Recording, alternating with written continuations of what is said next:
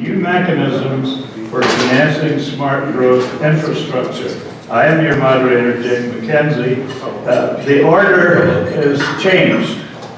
Mr. Cosmont has the flu. Mr. Cosmont is not here. You will not be hearing from Mr. Cosmont. But that means that our two panelists are here, and they have a wee bit more time.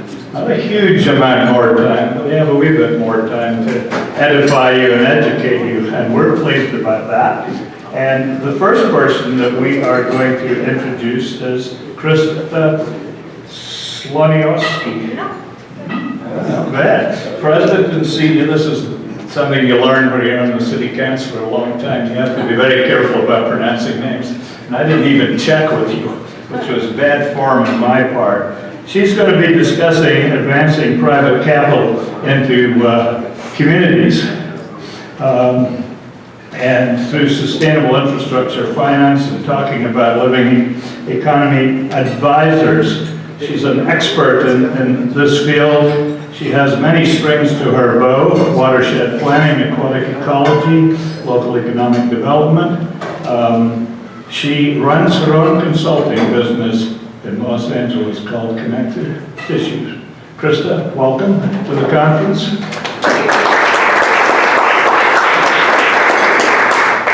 Thank you for having me. So,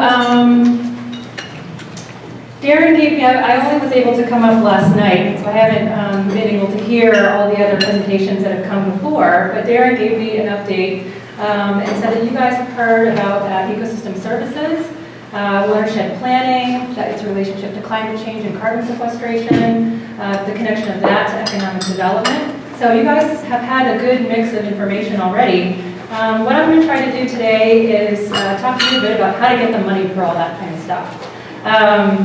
There's a lot of plans, a lot of pieces of projects or pieces of plans or large plans or small plans or plans that want to exist or projects that want to exist out there that oftentimes don't go anywhere because there's no funding source and no one to kind of connect the dots and follow the whole process along as you know, the need for continued organization occurs. So governments are needing to find new ways to kind of leverage the work that's already been done and meet the challenges that are coming up in the future with all the regulations and policy directives that are coming at them from every direction. So just a quick overview of what you're going to hear today. Integration in planning is the key. You know, getting multiple birds with one stone and integrating multiple purposes and processes into a given implementation process is the key. And then scale is the second key. Identifying opportunities at a large enough scale for the finance community to see you is another important piece of this. So this enables the implementation tools or the financing mechanisms that I'm going to be going over at the beginning to work. Without that kind of planning, it doesn't matter what kind of tool or mechanism your community thinks is interesting, the finance community won't really see you. So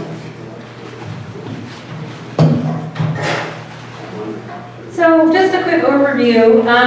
We're really at a sea change in terms of how planning, governance, city management, infrastructure planning, urban planning, engineering, science, how it all occurs. You know, we're leaving sort of the modernist era and moving into the sustainability era. And so kind of everything we do from soup to nuts really needs to be rethought. The way our financing works, the way our policy works, the way our governance works is really set up for issue-specific, single-purpose type approaches to things. And I know the Local Government Commission has been stewarding this idea of integration for a long time, so I'm just preaching to the choir for a minute here. This kind of single-purpose infrastructure supported the industrial economy, where single-purpose and centralized infrastructure management was the most effective way to target specific, productivity, specific types of production processes. The general approach was to externalize things that were not part of your single-purpose issue. So natural resources, social issues, history even, will be externalized from the design process. So this led rise to these externalities kind of piling up on each other and creating problems in reality. So you had the solution to this was regulation. So regulation is just a symptom of a planning process that externalizes issues. I'm going to be talking a lot about that in my presentation. Laws like CEQA and NEPA came up to kind of address this. So what are all the impacts of these externalities that the planning community and the design community is creating? In this process, looking at what the impacts of this sort of half-hearted planning, impacts are a bad thing. So what are your impacts? Count them up, have a discussion about them. That was sort of the solution of the 60s and 70s era of environmental stewardship. And then, of course, it added a lot of cost because once you have impacts, you have to mitigate or address those impacts. But ultimately, these laws are just trying to really address the planning process and what people are not including into the planning process. It did maximize short-term profit for the investment community, for the industrial economy, which in the industrial economy made sense because capital was the limited resource. Social and natural capital was not limited, it was fairly unlimited, but now the tables are turning and capital is not limited anymore as it used to be. We've got more investment money that wants to come into investments, and there are investments to be made. But social capital, the knowledge economy, skills and training, and the natural resources are what's limiting a lot of the identification of investment opportunity. So now that that's sort of switching, cities are sort of reimagining the kind of infrastructure they need and need to reimagine also the way they do their work from soup to nuts. This is very consistent with the ideas of Richard Florida, who talks about the knowledge economy and how cities are needing to design more towards the amenity value of their communities rather than just being the cheapest place to live, a place that people want to live. And what do you have to do in order to integrate your community so it's not one huge long strip mall, a place where people want to be. So consumers and investors along this idea are looking for the triple bottom line benefits in return, both where they live, work, and invest. So how do we come up with those opportunities for them? As you know, public funding is not going to be enough.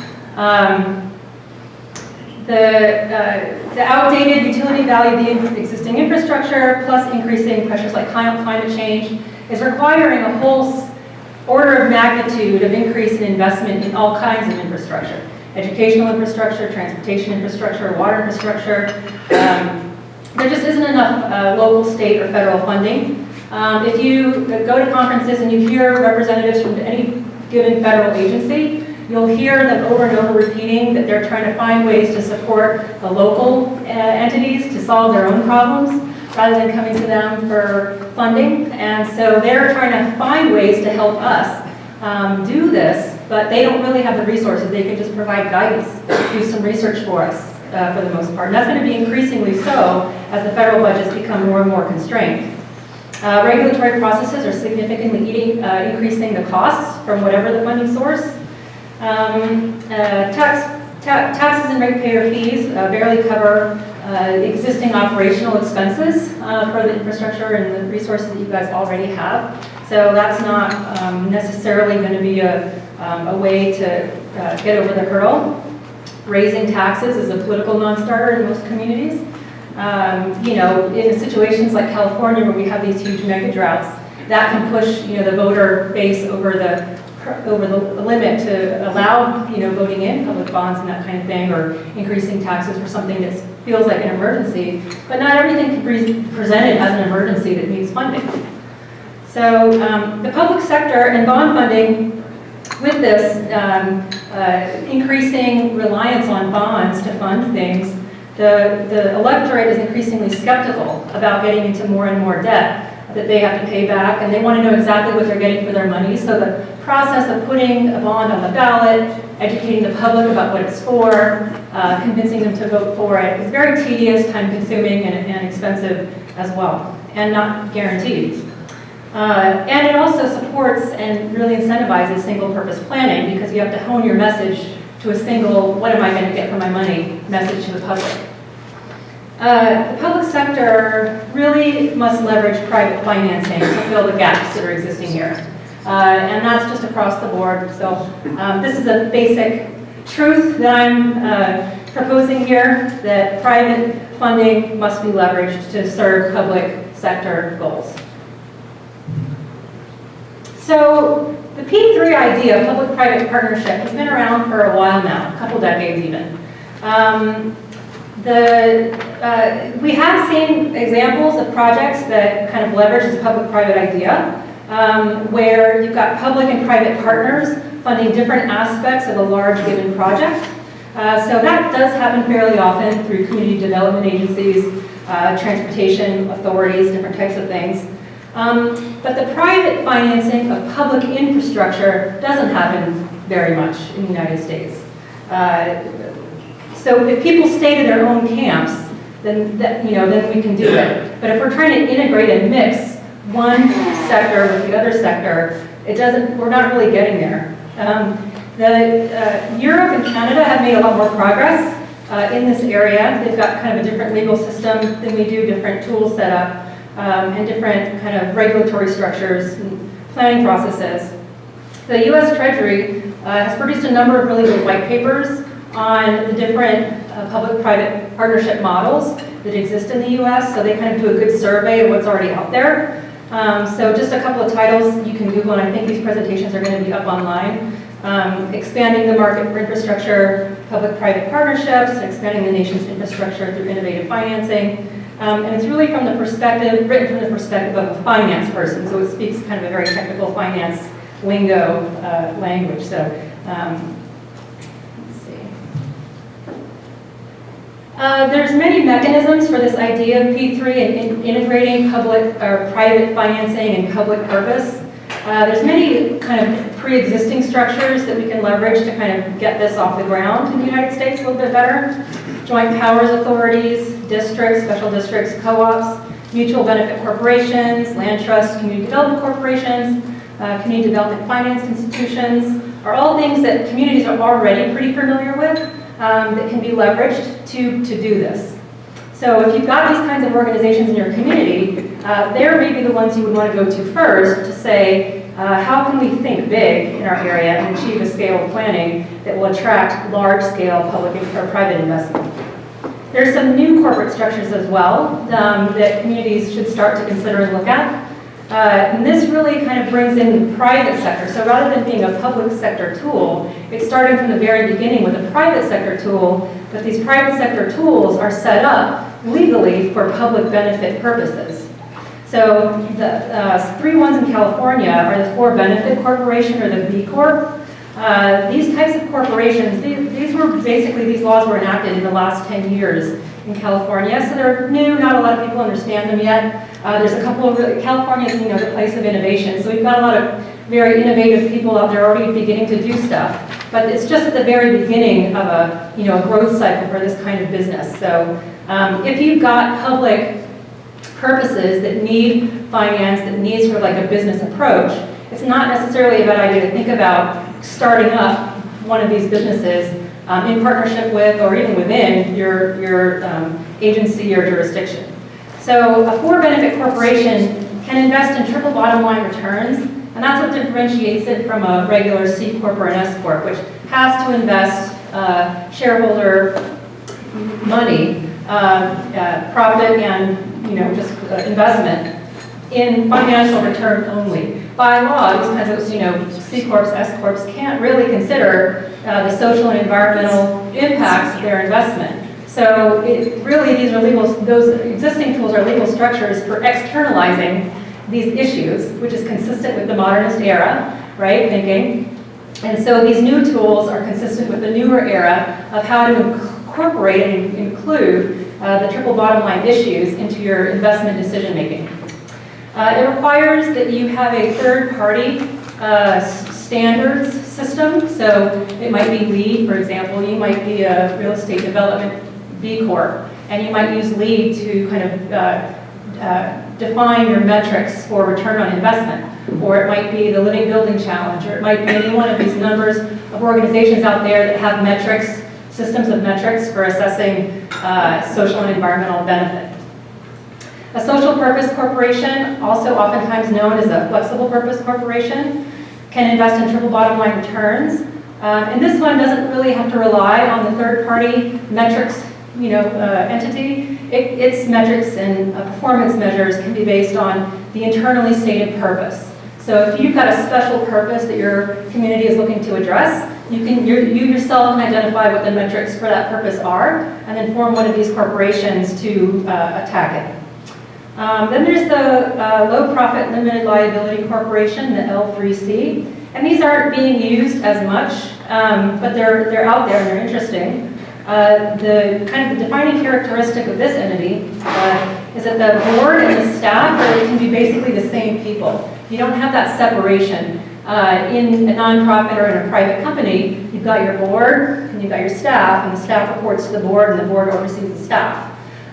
In this case, that line goes away and it's kind of all the same people doing all the work. So it allows a smaller enterprise to operate without having that kind of redundancy.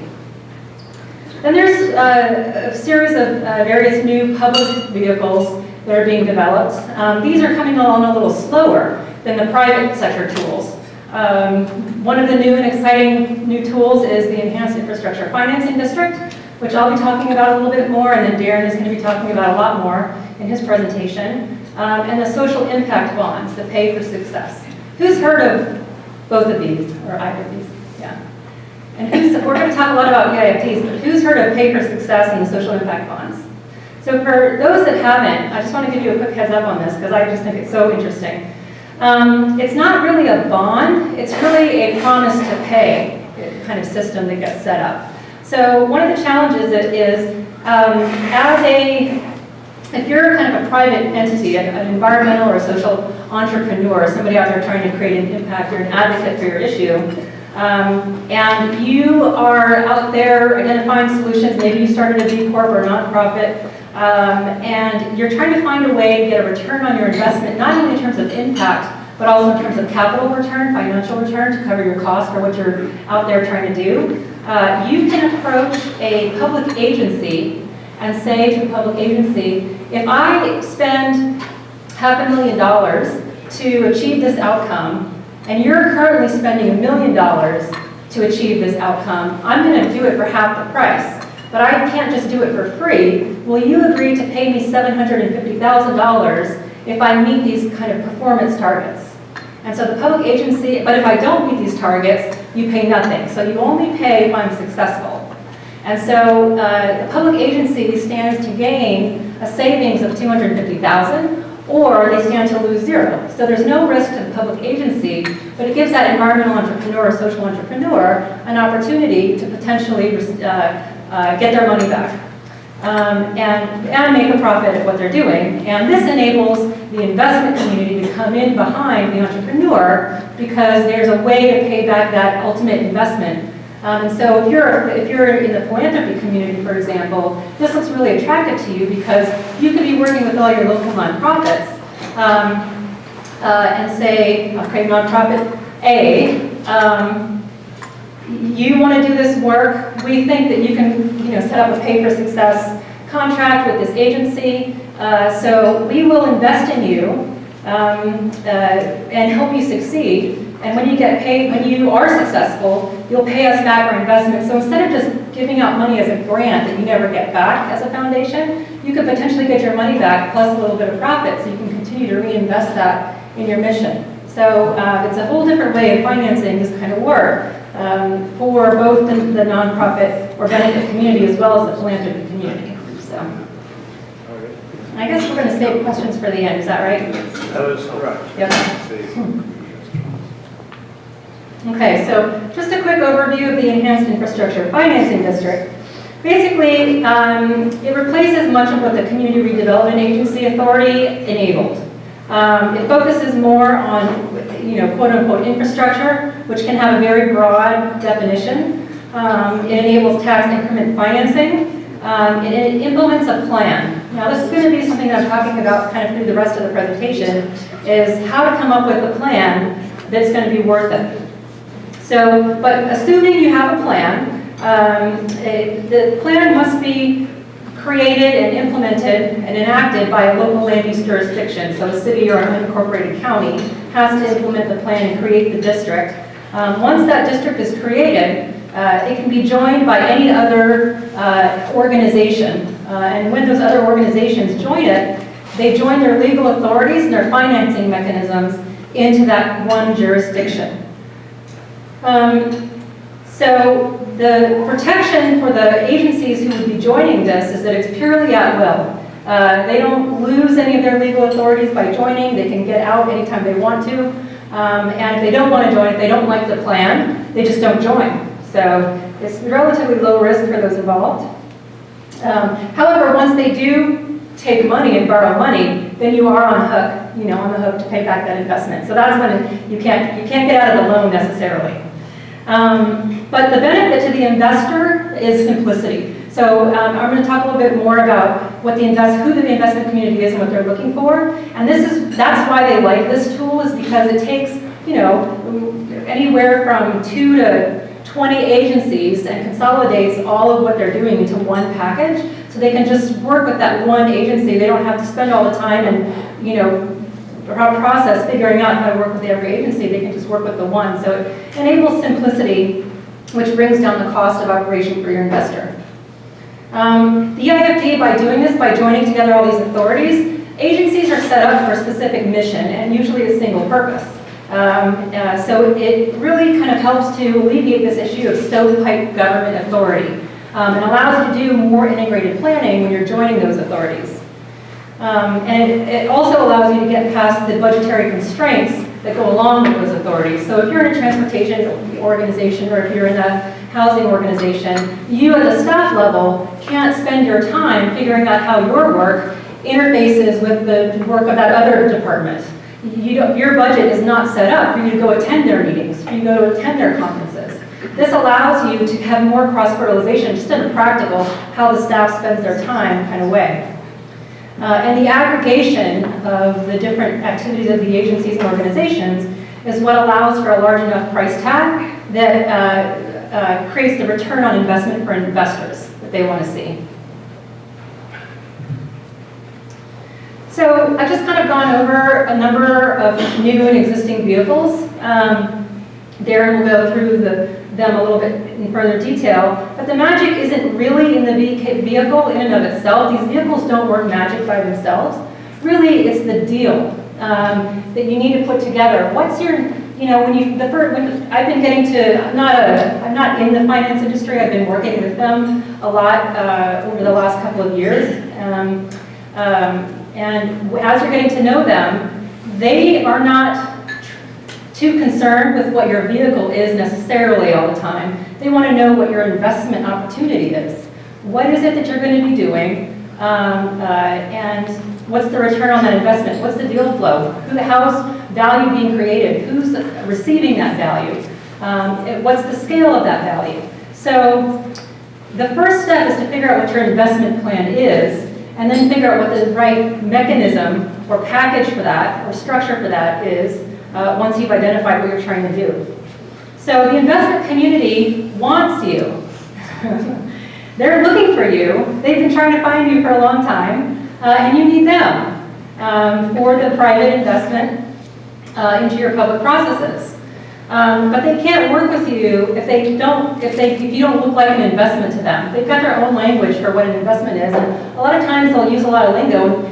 People don't realize a lot of times how much in our own lingo we are within our professions. So just kind of sitting down with the investment community and understanding how they define things, even just in terms of the words they use, is a very valuable experience and really helping to understand what their perspective is. So the finance community in general, they don't really care about the word sustainability. I mean, some of them do as people, but as a profession, they can't care. So sustainability, smart growth, green economy, all that stuff is great, and it helps. But it's only as great from a finance perspective in as much as it helps to identify new opportunities for investment and return on investment. So these things that we care about, or that public policy cares about, we need to figure out how to achieve those things, but in a way that's packaged for them. So you must identify and package your projects so that they save or create revenue somehow and have a clear capital flow. So capital flow, deal flow is a very common kind of lingo term that you'll hear in the finance community. What's the value or utility that's being created by a project or series of projects, and who's capturing that value? So for example, there's a good example with the LA River, which I'm familiar with. There's a lot of public investment, billions of dollars are going to need to go into the Los Angeles River to clean that up. It's in one of the most urban areas in the United States. A lot of regulatory process is going to be involved. It's just going to be very expensive. So why would somebody want to pay all that money? Well, it's going to increase the land value around that river so significantly. Who captures the value, that increasing land value? Right? So the local municipality will receive those revenues from retail sales taxes, from property taxes, and from various activities, business taxes going on around the river. It will create a revenue stream over time to pay back that investment. So who is it that's now investing? Are we aligning who we're asking to pay with who's going to be benefiting financially? Are those the same people? Or are we trying to get the federal government to pay for this because they're running out of money, and they're not going to be receiving the return on that investment, and so really it's a misalignment in terms of your business strategy. So this really does identify sort of a business case for the financing to happen through the local government rather than waiting for the federal government. So in addition to packaging and figuring out what the deal flow is and who's going to be receiving the increasing value and making sure that's aligned with who's paying, you need to bundle your projects. We can't operate anymore project by project. That's the way a lot of project design happens these days because budgets are constrained. You don't have enough money up front to do the planning that it takes to identify a whole suite of projects, region-wide. Comprehensive planning is the first thing to go, when it comes to trying to reduce your overheads in a municipality. But projects that are planned in a single purpose, individual project kind of way don't achieve a scale of benefit, both in terms of the triple bottom line return, but also in terms of just the capital return. You're not costing enough for the private market to care about you. The finance community, they're only interested in investments that are $100 million or more, right? And so when I learned of this, I just was stunned because, I do environmental consulting and coordination most of the time, and me and my nonprofit people are trying to find $50,000 here, $100,000 there, and we're lucky if we get it, And they're like, no, we're not interested in anything less than $100 million. Okay, just FYI. So then also internalizing risk. All forms of uncertainty are a deal breaker. So when you're planning at a larger scale, you're able to incorporate the externalities and the systems scales issues that are going to give you a problem in the regulatory process or in the public process later on. So planning at a large scale helps you to internalize the risk and reduce risk for your investors.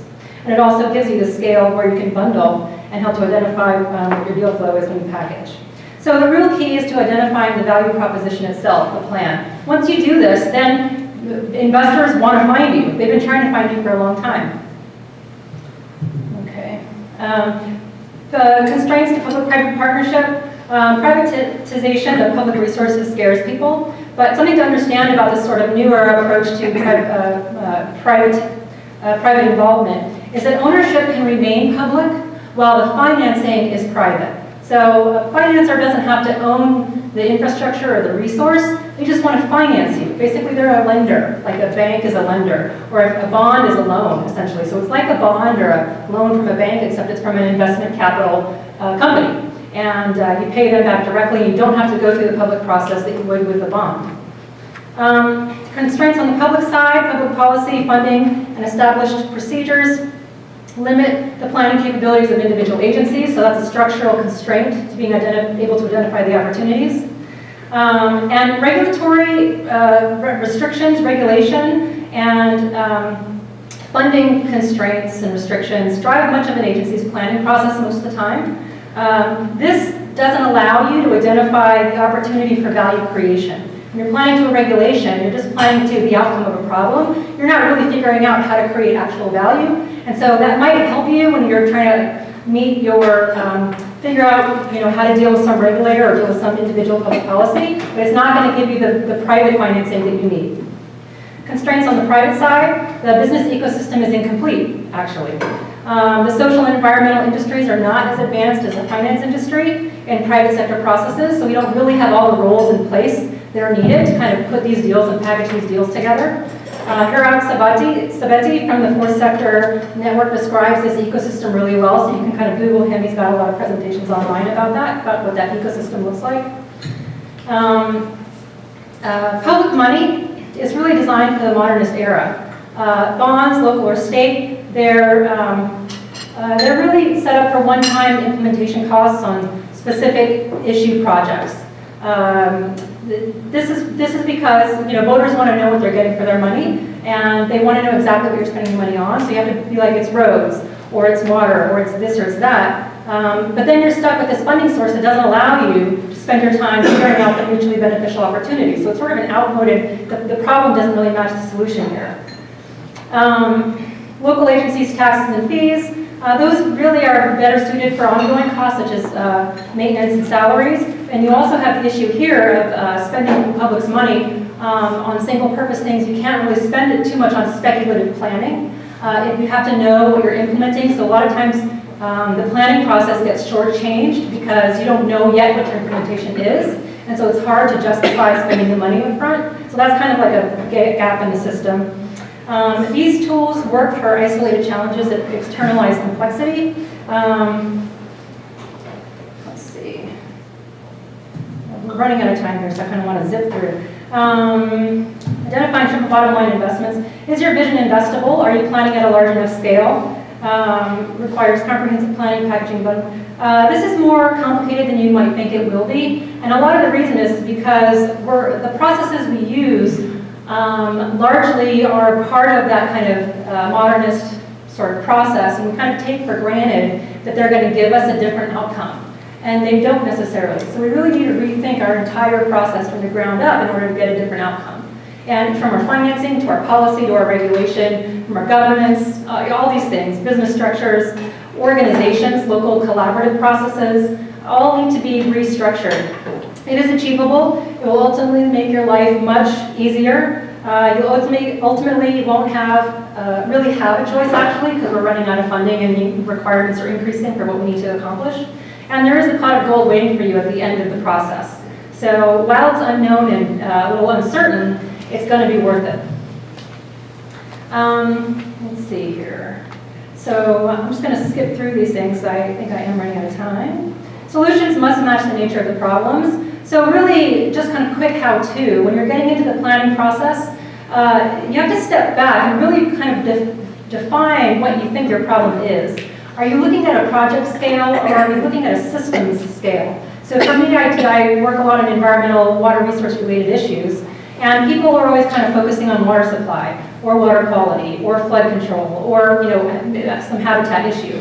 But all of those things are individual components of an aquatic ecosystem. So am I planning to a piece of the system, or am I figuring out what the planning targets are and what the actual problem is for the system as a whole? Once I solve for the system as a whole, then I can figure out how all those different components fit together in that system, and that then helps me understand how the different agencies might be able to partner on something. If I do it in the reverse, and I work kind of from the outcomes that the different agencies want to see, and then figure out how to kind of piece them together, kind of push them together and call that integration, I oftentimes end up with an outcome that doesn't really make a lot of sense in terms of how all those projects add up. The state, just here in the Awani Water Principles pamphlet I just read here, for the Awani Water Principles, implementation principles, the best multi-benefit and integrated strategies and projects should be identified and implemented before less integrated proposals. Now, but how to do this? How to do the integration? Well, the way you do it is by planning to the system and not planning to individual project mandates or individual regulatory mandates. And so I just want to really emphasize that in terms of how to get this larger scale plan to the system, not to the project. The projects are an outcome, they're implementing your system plan. It's fantastic to be talking to a room of local municipalities because integration occurs in place. Land use design is how everything comes together. Public policy might be about housing and education and transportation and water and other things, but all of those issues come together in a location. Land use design and how you're designing your community is how you're defining specific to your location what's appropriate for you and how those things should fit together. And it's not necessarily what each of those things do individually, it's how they relate to each other on the ground in a location that defines the sustainability and the regenerativeness of all those activities in a location. So the opportunity for creating integration doesn't exist with the nonprofits, it really exists with the land use authorities who are doing the land use planning. And so it takes, and you guys have to have the resources to do that kind of planning. Let's see. I'm gonna try to. So what I hear cities saying is that they're running out of funding. They don't have the resources to do this kind of long-term, complex, multi-purpose, comprehensive, integrated planning. Those budgets are the first thing to go in an economic downturn. They haven't come back. So they're mostly buried with kind of day-to-day, fires and regulatory hurdles, and don't have time to think about that. So coming back to this idea of there being an incomplete ecosystem, there's an emerging role, the impact entrepreneur or broker or intermediary, if you will, for natural capital and social capital. Right now, this work isn't very well defined. There's not really a clear financing strategy for this work. It kind of happens, here and there as people need to do it. Right now, I'm working with the Milken Institute and the Living Economy Advisors to really kind of talk about this role. What should the business model be? If this is a constraint to identifying the investment opportunities that they want to see, we need to think about how to finance this role in order to identify these opportunities that are kind of out there waiting to be found, so that they have the opportunities out there to then invest all that money that they want to put into these things. So that is happening right now. Next year, a year from now, we'll have a lot more information on that, thoughts about that. I will, do I need to be wrapping it up right now? Or about In a couple of minutes. In a couple of minutes, okay. Infrastructure, it's worth it, to kind of figure this out. Infrastructure presents an opportunity to achieve a scale of investment that other types of investments can't necessarily achieve. They're so large, require so much investment. It's sort of a low-hanging fruit, or if the finance community views it as a low-hanging fruit, for where it could go to find investment opportunities. So just as long as we figure out how to structure these opportunities so that they can see them and reduce the risk and uncertainty, it will allow the two worlds to come together. So business structures have been envisioned for how to do this. On the financial side, things like investment funds, there's people developing place-based investment funds right now, wanting to be able to bring in capital from retirement funds, from endowments, and invest them in local communities. But there's coming back to this idea of the investment plan, there's very few investment opportunities that have been identified and worked through. So that is the constraint, really. So the Living Economy Advisors is a consortium of sustainability experts started by a wealth manager based in Santa Monica by the name of Gregory Wendt. And he saw the need for the identification of investment opportunities in the sustainability of local regions. He was not able to find opportunities to invest his clients' money in that fit this criteria. People are they're asking for these triple bottom line investments in things that make their local community more sustainable, and those opportunities are largely not out there. So he's convened this community of experts to help advise local communities on how to envision what the investment opportunity in their community might be. Kind of brainstorm through the process of what scales should you be thinking, what types of approaches might work in your location, what dots should be connected, what are the win-win opportunities at a conceptual level to kind of get the ball rolling in a local community to help them think that through. And this kind of follows the idea of biomimicry. So in an ecosystem, the output of anything is an input into something else. Everything's connected. There's flow of energy from one part of the ecosystem through to another, up the trophic levels and so forth. And the idea, for the living economy advisors is to basically kind of recreate the system from a financial perspective. How do you connect the actions of one process to the actions of another to create mutually beneficial relationships between them? And this is consistent with what can happen in land use planning, connecting the issues in place. So I'll leave it at that so we can move on. But I just want to leave you with this idea that there is a great interest in communities being able to do this in the financial community. So thank you very much.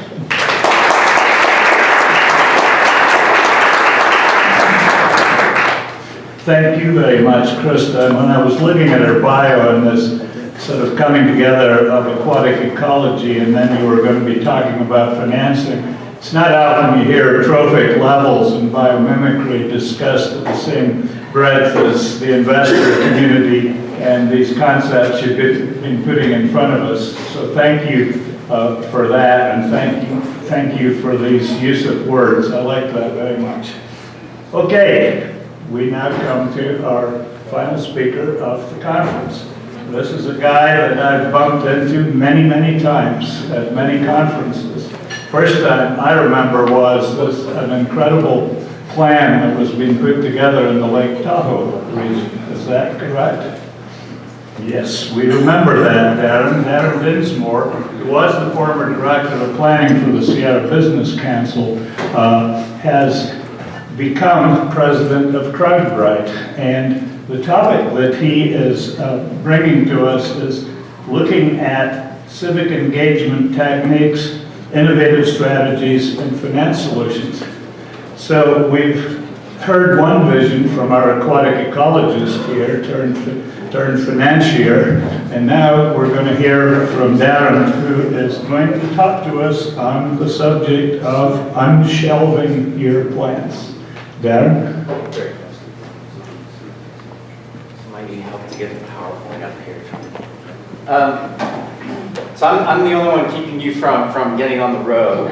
And I wanted to thank you. This has been a fascinating conference, and I'm inspired. I moved here 16 years ago.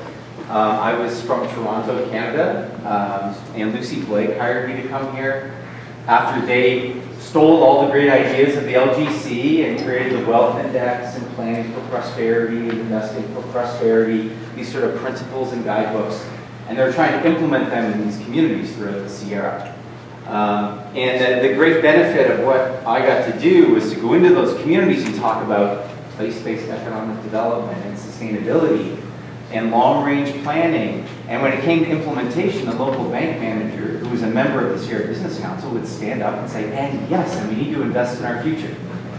So it's a really powerful membership-based organization that was impactful and important. And I think we need more of those types of groups and relationships going forward. I think roles of organizations like the Local Government Commission going forward, and what Rick said last night about engaging the next generation of civic leaders is critical, because we have to do more with less, okay? And I want to be really positive. There's a lot of really interesting and amazing stuff going on right now in California, from a statewide example, from a regional planning example, down to complete streets, everything in between. But we have to be very efficient and effective with our resources and our time. And I think you would agree with me that we have all sorts of new layers and new legislation, and it's all good stuff, and it's being added in. And then we're asking the public to invest in the future. And Rick said it, we're borrowing from our kids. This isn't our money, right? All this stuff is, we're borrowing from the next generation. We're looking at ecosystem services. We're trying to find little bits of money here and there, but we're really looking, EIFDs, right? We're looking for new development, density, investment that will generate new tax revenue, that we can take that tax revenue and reinvest it back in the infrastructure and create a cyclical spin-up effect in these local economies, okay? So having public support in everything we do is critical, okay? They're the investors, they're the next generation. And I'm trying to be positive, but I think we're going down the path in our processes of a bunch of planning zombies being reactive, not proactive about the communities that we want to create. And this is a paradigm shift, and we're running out of time, okay? So when I worked with the Sierra Business Council, worked on a regional plan for Lake Tahoe, worked on the Trucking Rail Yard Partnership, which just received a bunch of cap and trade funding, and had all these model projects, I looked at what are the barriers to getting stuff done, okay? It's lack of capital and access to capital, as Krista mentioned, and it's a lack of public trust and support. And in California, as we heard last night from Ian at Goldman Sachs, it's not a lack of capital. It's a lack of a shared vision and public support. There's money here. People are sitting with their money on the sidelines because they don't trust in those plans, they don't trust in these processes, and they're not quite ready to make that investment in their communities. Now it's starting to happen. There's a lot of success, okay? So I'm going to talk this morning about public engagement, but from civic and trustful, okay? And why that's important in delivering the future infrastructure that allow us to grow the next generation of our cities and our communities, okay?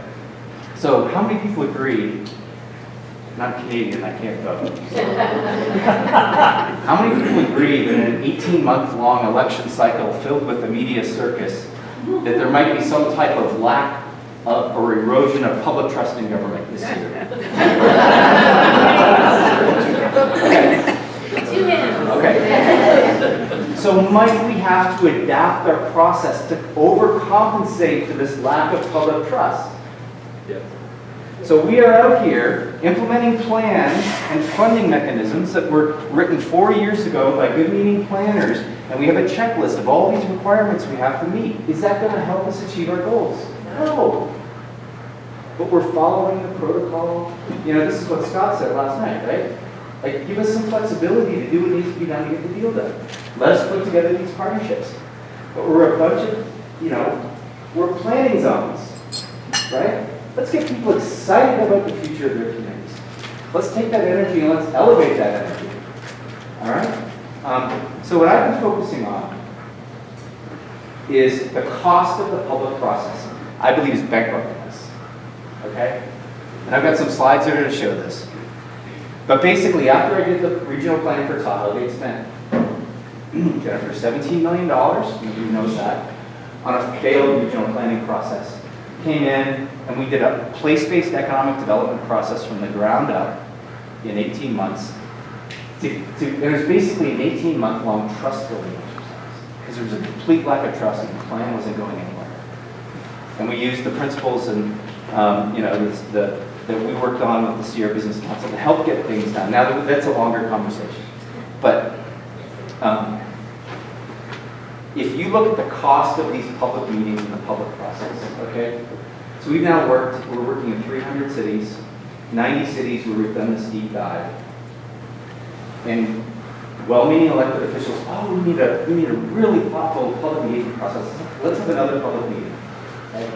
The true cost of a public meeting is $27,000. Nobody accounts for staff time, consultant time, getting the coffee, getting the pizza, getting people to the meeting, writing the staff report. We have meeting after meeting after meeting. Think about this from a user experience point of view. I'm a consumer, I'm a customer, I'm a citizen. I want to shape the future of my community. I want to invest in my community. I want to create local jobs. I want to know where that infrastructure is going to go, and I want to crowdfund some of that, or I want to call my friend who's on the community foundation board and have the major donor double down, or vice versa, right? And we have to build that trust. We can do this much more cost effectively, and the government's not acting fast enough. Okay?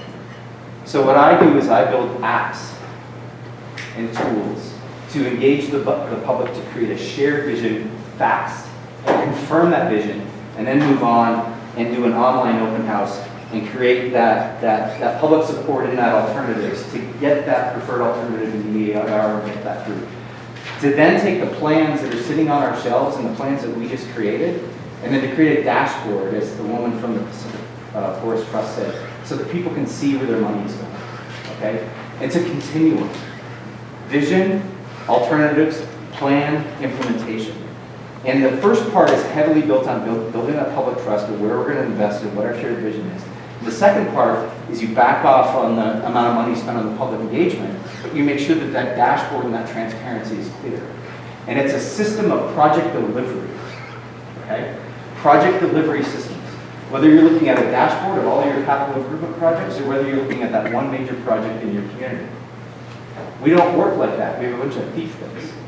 Planning doesn't work very well with public works. Right now, they're a bunch of fiefdoms. And then you have public engagement folks, and they're all trying to do the right thing. But you have the public information officer, the website person, the outreach person, right? And we're spending all this money on these verticals. And we got to cut across, as Krista mentioned. We got to be efficient, we got to be effective, and when we get stuff done, we get stuff in the ground. So I think a lot of the planning process that we're doing, which if you're going to go through what Rick's done, a general plan update, form-based code, vision, policy, regulation, implementation, right? Fixing that system. In California, that process can take 10 years. To get everything into alignment to deliver those projects can take 10 years. The problem is that's usually 2-3 election cycles. So the problem is we spend all this money on this process. Oh, we're going to do another vision plan. Oh, blah, blah. It's 80% the same as the last vision plan. And we get all the way down this line. And then there's an election. And then the new mayor wants to put the new mandate, I'm not mentioning any names. And then we start all over again. And then we have this planning industrial complex of these consultants that spend $1 million on these plans. Now, I'm not saying we don't need comprehensive planning. We do. But a lot of the stuff is common sense. Okay? We got to learn to separate the two. Am I on the right chapter? So I'm going to show you some slides and show you some examples. Basically, I have CrowdBrite and BuildBrite. BuildBrite is access to capital. CrowdBrite is building large-scale public support. And it's making things easy for the public to understand. I've sat here for the last 3 days learning all this stuff about all the new ecosystem services. I love it. It's fantastic. How the hell is the public supposed to understand this stuff? Right? Let's take what Silicon Valley is doing. Let's design the public process with the user experience in mind. They're the investors. We're investing their money in the future of our cities, right? Let's design it for them. Not follow the 70 different mandates that we have. That's our job to make it easy for the public, okay? We can do a much better job. So we're now, I started with a brainstorming platform that let people solve complex problems just with virtual sticky notes. Basically got the charrette from a week-long process down to a day and a half. Because you do the meeting, you do it here, and people could see their fingerprints on the plan, but then it was also online in real time. It was virtual. And we did 90 of those around the country. Very labor intensive, very expensive.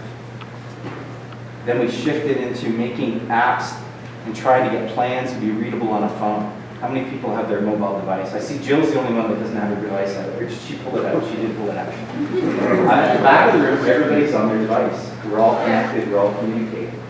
Okay? So we take complex land use plans and make them understandable on the phone. My mom, my 76-year-old mom, I call her Beta Mom with her arthritis. She's tested the Honolulu rail line plan, the San Diego port plan. My mom knows more about planning than anybody I know because she tests all these projects to make sure that it's understandable. If my 76-year-old mom sitting on a farm in Canada can't understand the rail line in Honolulu, then it's not ready to go public. So I'm just kind of going off a little bit here, but I think we can dramatically improve what we do. You can send me back to Canada, it's okay. But I've got some slides, and I've got a video. Are you guys with me on this? Yeah. Okay. Let me see if and I'm going to talk about enhanced infrastructure finance districts. And what I think is exciting about them is they can fill a gap that exists. It's strategic and it's tactical, and it can fill a gap because it creates a public financing authority that can let you do things you normally can't do. It's not the end-all be-all, it's just a tool, but I'm going to talk about that. So has anybody seen this wonderful report? If you haven't figured this out, I'm a big fan of the Local Government Commission. They published this report this year. It talks about new funding strategies for community improvement. So enhanced infrastructure finance districts is number one. Nobody's done one yet. We put it on our website called eafdistricts.com. About 200 cities have signed up. We produced a video to make it easy to understand. About 48 cities are kind of moving forward. Okay. And there's a bunch of different strategies here, social link bonds that Krista talked about, community benefit districts, what have you, land trusts, business improvement districts, all these things you guys know about. But it's about finding that right capital stack that's going to work for your city and your project, and that's going to be unique on every project, okay? I do not think you need to do a $150,000 economic study to figure out what your capital stack might look like for each project.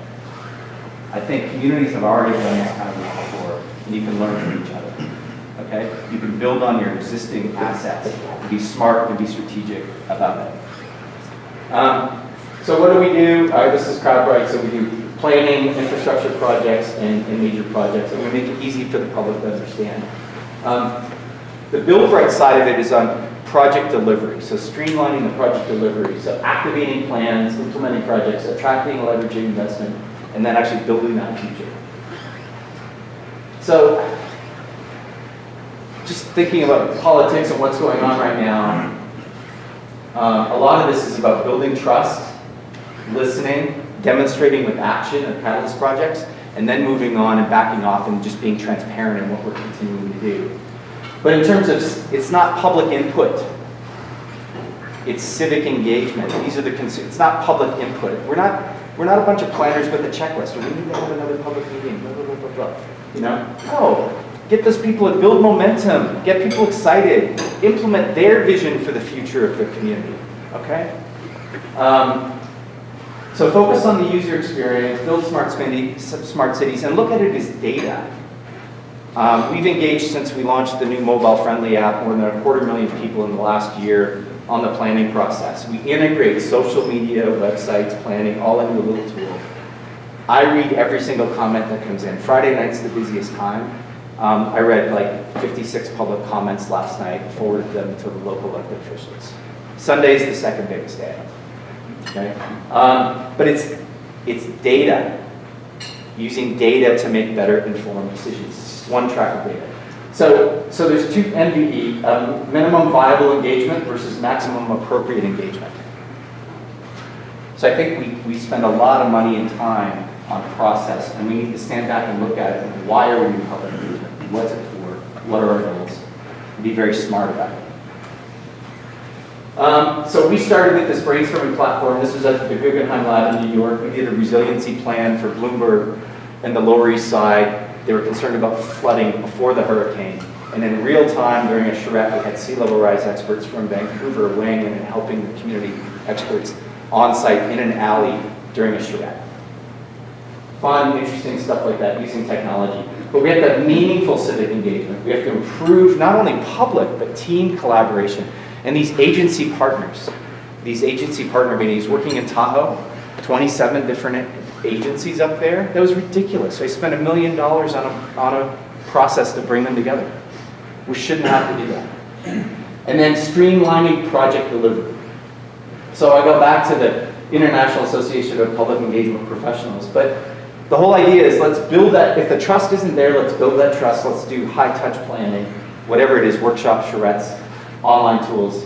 But then once you have that trust, you got to maintain it through dashboards that let you communicate very effectively what you're doing. So high-touch, high-tech approaches. We've done them from Mexico City to Copenhagen. I think we can reduce the number of meetings, improve productivity, demonstrate action, celebrate success, and then also bridge the digital divide. So everything we do, we have paper versions as well, so the public can choose. It's not just about tech. What the tech is simplifying the message. By designing things to fit on a phone, we have to be very clear and precise about what we want to achieve and what the message is. So I use that to focus government agencies to be clear about what they're trying to achieve. And it's very difficult to get that right. It's much easier to write a 2,700-page EIR. and copy it from the one that was done last week. Yeah. So it's about process, relationships, open and transparent, inclusive, informed, and interactive. So this is, I'm not going to talk about public engagement much more, but I think there's a lot of issues here. So this is a bell curve of who gets involved in the public process. And I'm not sure how so where we spend our time and energy is the people that, as Bruce Race would say, the lunatic fringes. Yeah. We spend all of our time on the people on either end of this bell curve, okay? And we don't spend enough time on the people in the middle, or the people that are raising their kids, that are busy, they're business people, that are the people that want to invest in their community and don't understand what's going on. So we use a variety of tools and strategies, mobile web, paper surveys, whatever, to make it easy to understand for those people to engage. The other part of this is the cost of that engagement, okay? So when we started doing this in 2010, the average cost of engagement for those people that come to your meetings, now I know they're an asset, okay? I know they're an asset. $400 per person. Those 75 people that come to that meeting, and you have the meeting, you make their coffee and whatever, and they come with the dog or your DIR, and you spend your time with them, you might as well buy them a plane ticket to Cuba. I'm serious. You might as well pay them. I'm serious. They cost you $400 for those people. You might as well, right? That's costing you $400. How can you do that more effective, more efficient? How can you take the money from your process, cut the budget, and put $50,000 of that into building a catalyst project that continues to build public support? And we've done this. So we've got it down now. In the first couple of years, we got it down to like $100 and under $100 and $19. So now in Honolulu, we've had 47,000 people engage in their waterfront plan, and we're crowdfunding $100 million in investment. Our public engagement process is paying for itself. Okay? It's free. It's not a cost. It's part of the investment strategy in the future of the community. So not only are they investing money in capital, we're building the next generation of civic leaders and planning commissioners at the same time. Okay? So civic productivity. So I go back to what Patrick said the other day. How many people were inspired? He's like, we have a serious problem about housing.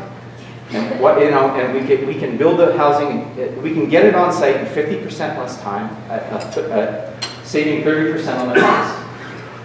Okay?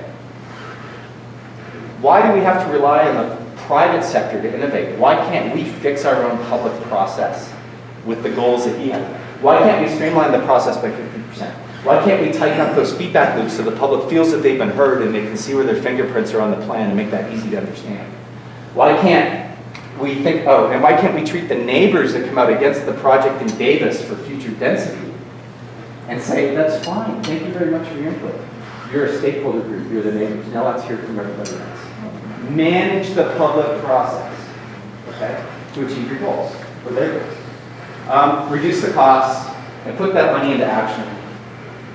Everything, we don't have the money anymore, so everything's a P3. So if you read Charlie Long's work for the ULI, there's a continuum of 7 types of P3s. Your public engagement process needs to be designed based on which kind of P3 you're going after and do the minimum viable public engagement to get you to that goal. Start with the end in mind, and then you can build capacity with local experts as you're going. So anyway, we've been working on all of this, and it took about 4 years to figure out how to take complex land use plans, this was up in Canada, for the Canadian government, onto a phone, and basically have an online open house. So how many people have been to an open house with stations? Okay. Basically an entire open house of all those boards and stations on a phone. You can walk up, look at it, see it on the phone, watch a video, provide your input, leave. But you do both. You have to do both. Okay. This didn't show up. So this was a bridge project in Canada, whether we put a new bridge over a river or a tunnel underneath, billions and billions of dollars of investment, a 35-year plan. So we build a mobile-friendly tool, a website, an app-friendly tool, and then a paper version of the product. It's a system. It's a public engagement system. And what's interesting is 3 years ago it was 27% mobile device use. Anybody know what it is now? 63. 61%. So what happens is when everyone keeps getting the new version of the phone, they give their old phone, which still works, to their kids, so they're whatever, right? Everyone's got access to mobile devices. Well, we have to do both, okay? So we design these processes to fit on a phone.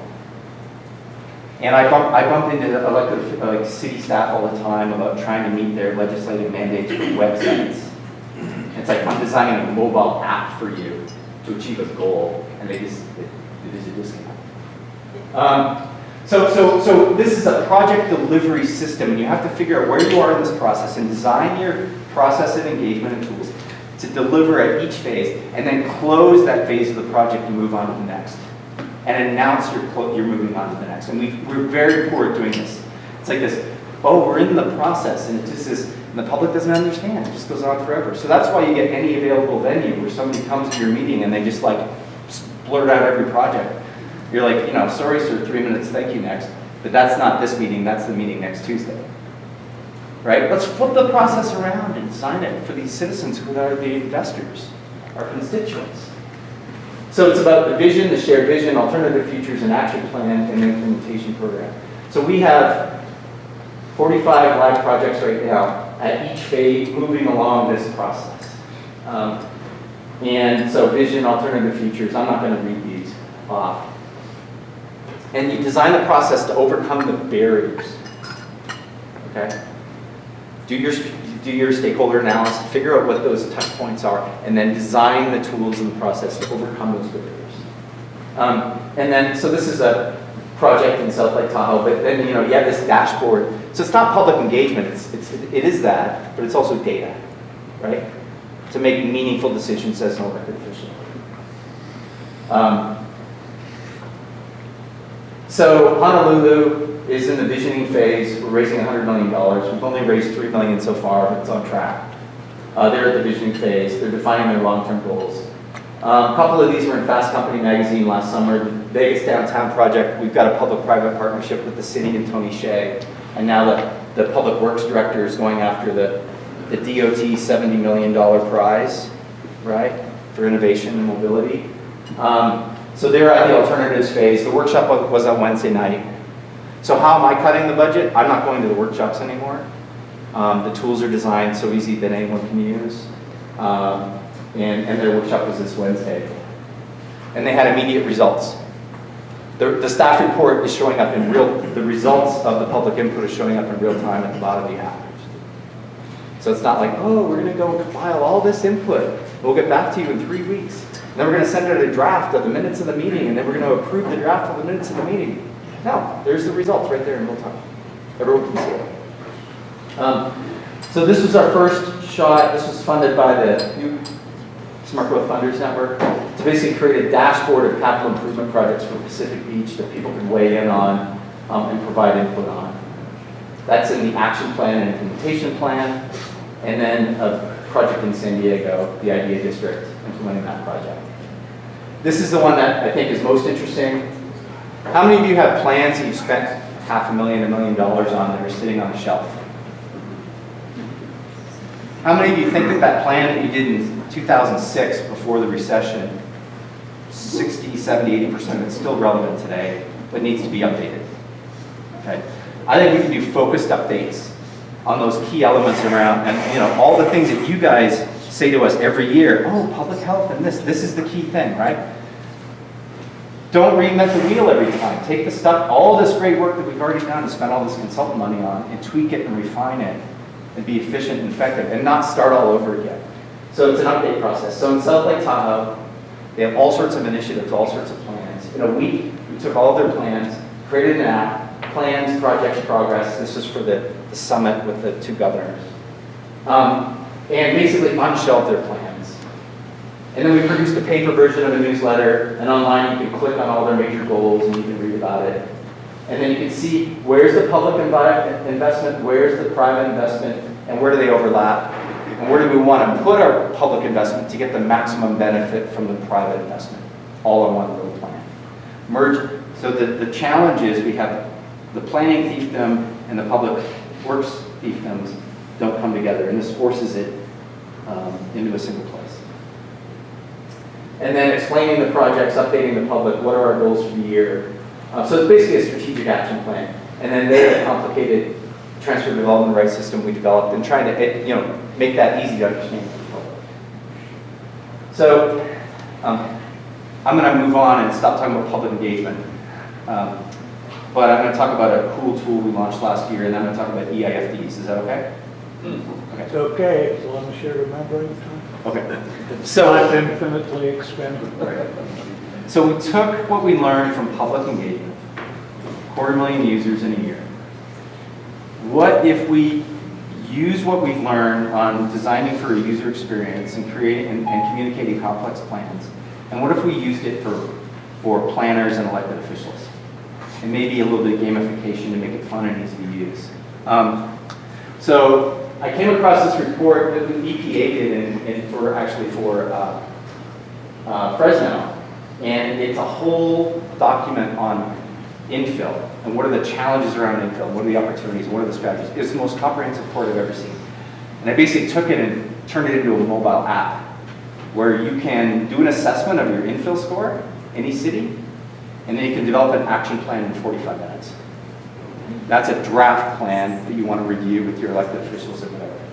So the infill score was launched last August. I applied for a grant at the Knight Foundation. We didn't get it, and I decided to do it anyway.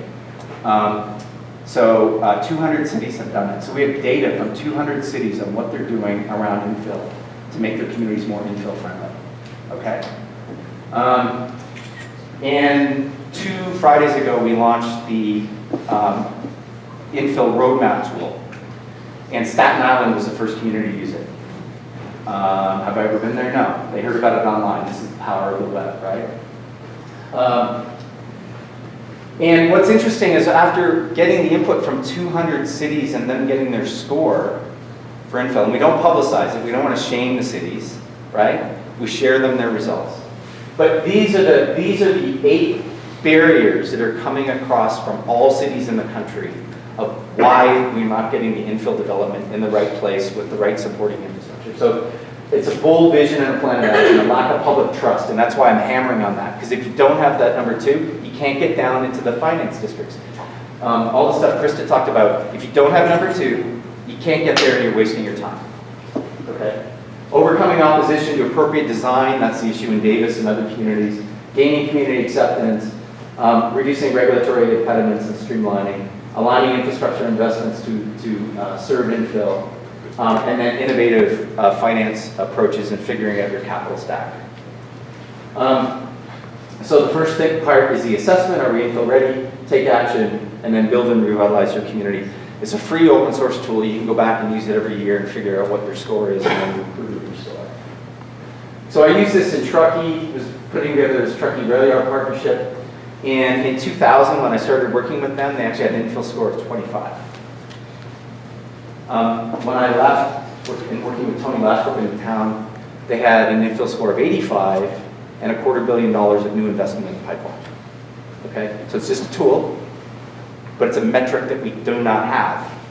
And planners do not know how to prioritize the implementation of their plans because there's too many moving parts. And the political process pulls them off of actually finishing tasks every month. You know, which way the wind blows. Let's be a little bit more strategic about it. So this is what Truckee had done in the green. So it goes about, have you identified the areas where you want the infill? Do you have public support? Do we have supporting policies, parking, form-based codes, partnerships? Are we investing in those communities? And what kind of funding and incentives? And this gets back to LilyPad and their presentation. And then what do we have for infrastructure finance, which is the last thing we talked about today. Okay.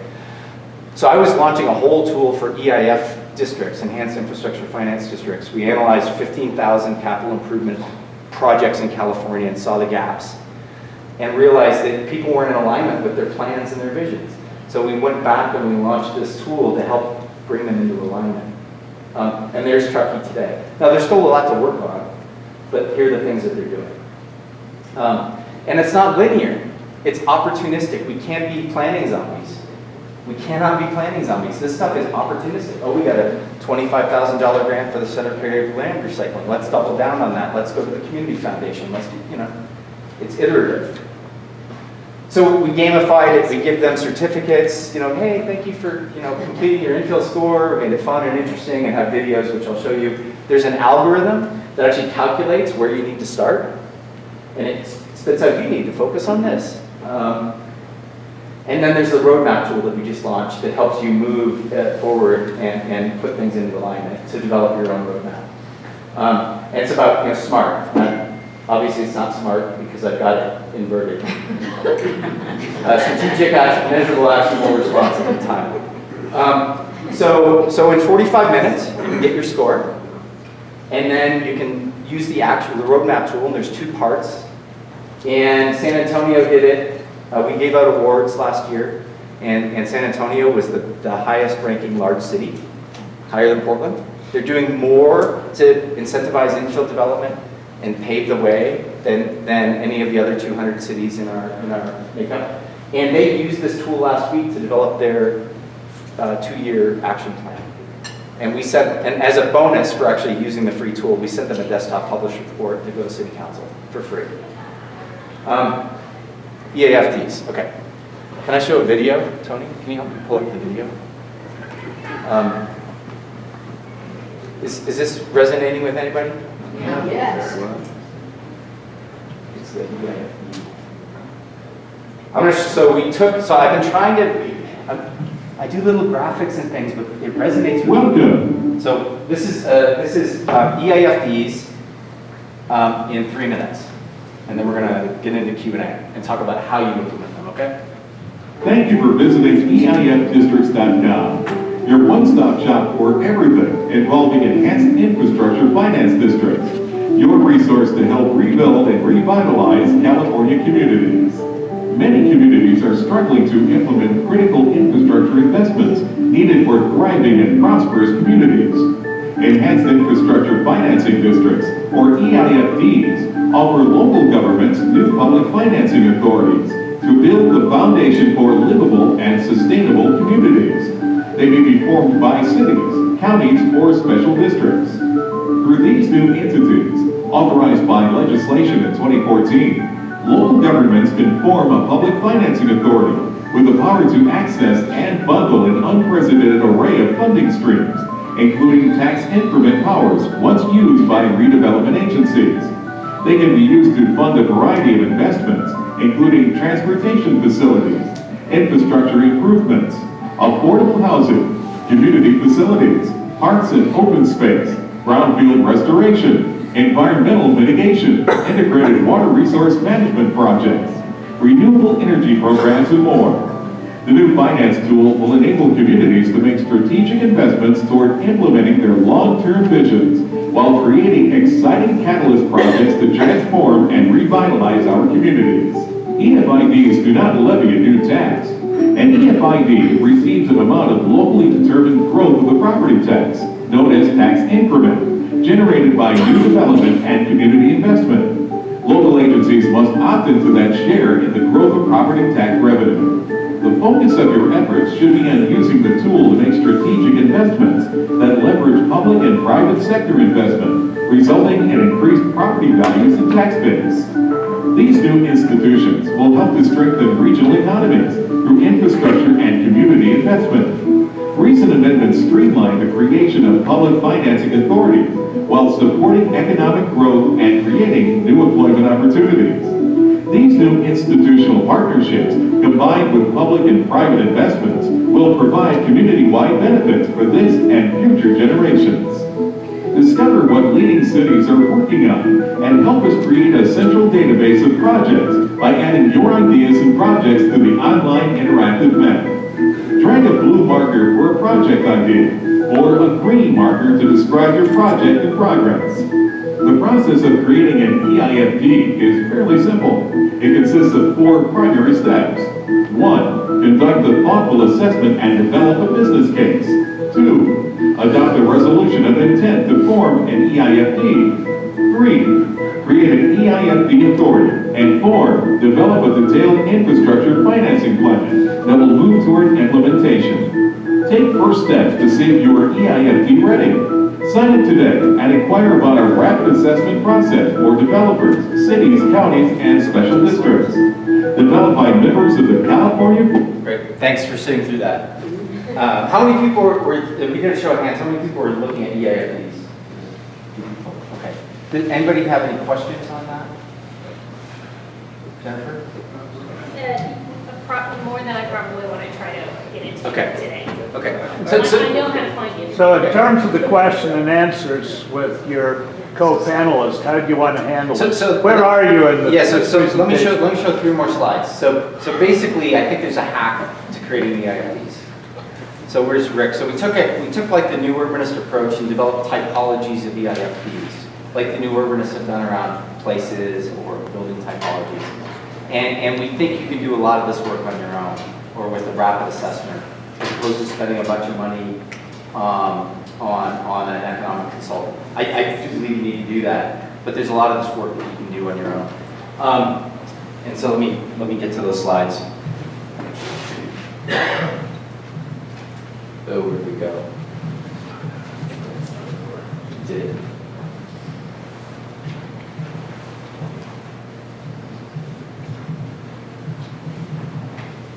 So we did an analysis of looking at the revenue share of every city in the state of California and how much revenue share that city gets versus the special districts. And I identified 108 what I call green light cities that should be looking at EIF districts today as the property values are going up right now in this economy. And you want to cap those today and get started on figuring out what your EIFD is going to be used for.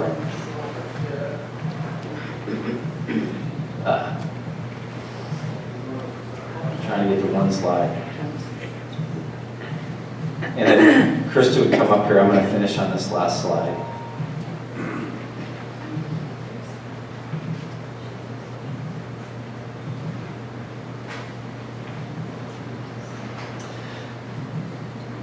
So in terms of typologies of EIFDs, it's really determining on where the boundaries of that district is going to be and what kind of public voting process you're going to have to go through to get it. So it's a lot easier than redevelopment. You don't have to declare blight. Excuse me.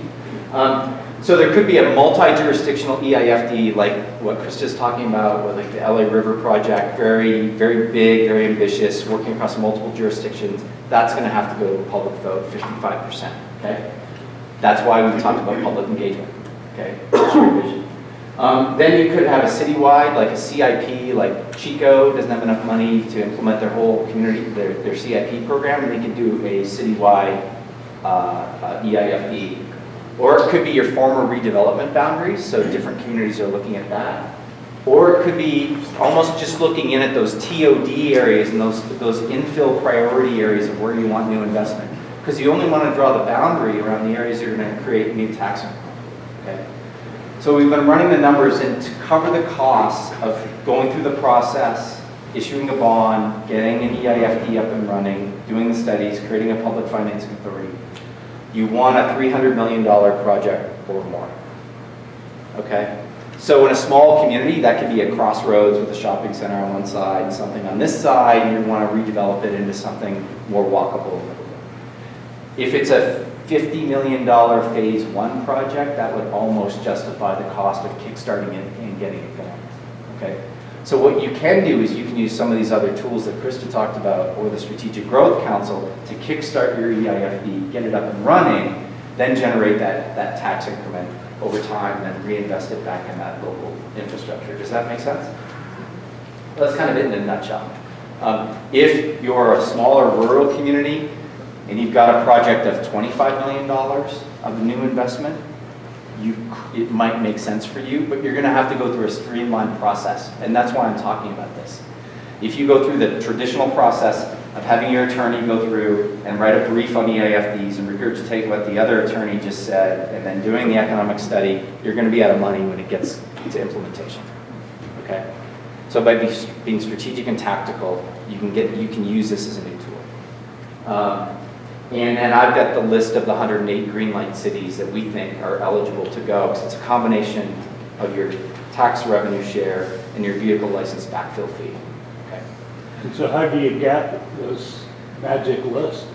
You could email me and ask. I was going to run all the numbers for all the cities, but I didn't have time. So That was that lost hour last night. Anyway, Lost somewhere or other. anyway, thank you guys. That's a lot of information. Thank you guys very much.